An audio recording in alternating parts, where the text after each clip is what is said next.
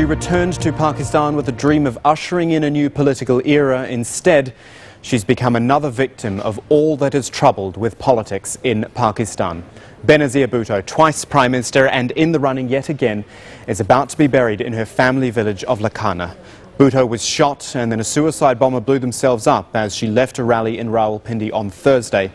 And across Pakistan and indeed across the world, the reaction has gone from shock and disbelief to condemnation, outrage, fear about what lies ahead for this troubled country.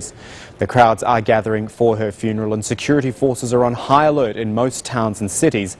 But the country's caretaker government has announced the elections due on January the 8th will still go ahead. But for now, that's all in the future. We begin with the grief in the morning. Here's Hashim Ahalbara. Back to her ancestral home in the Sindh province, carried in a coffin. In this mausoleum, Benazir Bhutto will be buried next to her father, Zulfiqar Ali Bhutto, the founder of Pakistan's People's Party. Soldiers on the street, ready for more violence and authorized to use lethal force.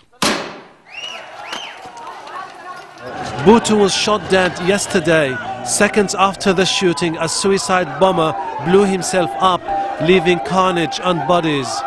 She was campaigning for the January elections due in 2 weeks. The caretaker Prime Minister has said the elections will go ahead. She wanted to be re-elected for the third time, vowing to crack down on militant groups and restore stability to the country. Her hopes were short-lived. The country is on edge. President Musharraf has called for restraint and pledged to defeat terrorism in his country.